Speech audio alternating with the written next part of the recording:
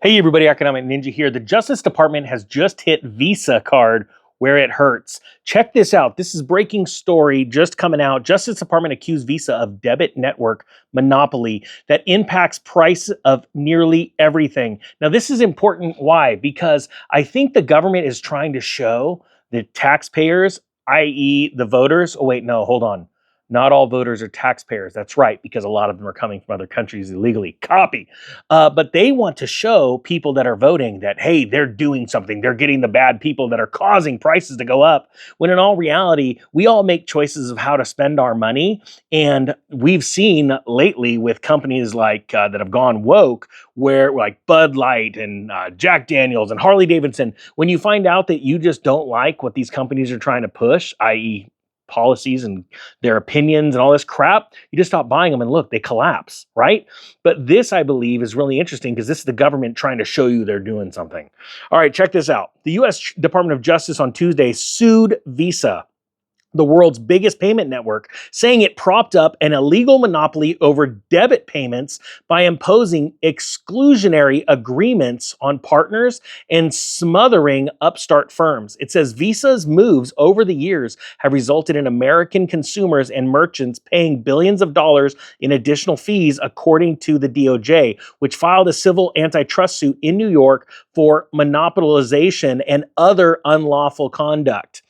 They said, we allege that Visa has unlawfully amassed the power to extract fees that far exceed what it could charge in a competitive market. Isn't that really interesting? All of a sudden, they're coming out and saying this. This comes from Attorney General Merrick Garland, said in a DOJ release.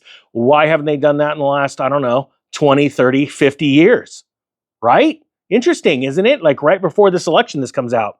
Says here, he goes on to say, merchants and banks pass along those costs to consumers either by raising prices or reducing quality of or service, Garland said. As a result, Visa's unlawful conduct affects not just the price of one thing, but the price of nearly everything. Visa and its smaller rival, MasterCard, have surged in the past 2 decades, reaching a combined market cap of roughly 1 trillion. That's a neat slip of the tongue, huh?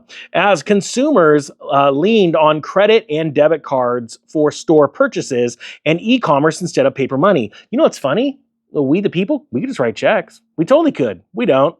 But isn't it interesting that all this is coming out? This is fascinating to me. They're essentially toll collectors shuffling payments between the merchant banks and cardholders. More than 60% of debit transactions in the US run over Visa rails, helping it charge more than $7 billion, according to the DOJ complaint.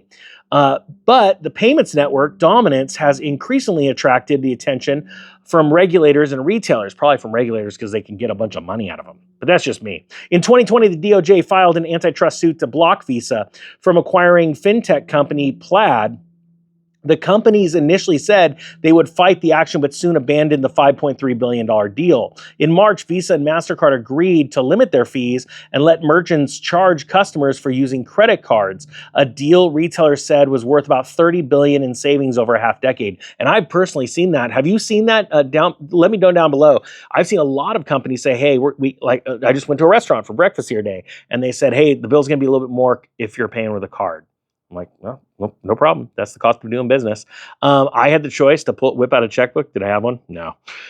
Visa wields its dominance, enormous scale, and centrality to the debit ecosystem to impose a web of exclusionary agreements on merchants and banks, the DOJ said in its release. These arguments penalize Visa's customers who route transactions to a different debit network or alternative payment system. Look, I think this is a big deal because I think this is honestly all smoke and mirrors before the election.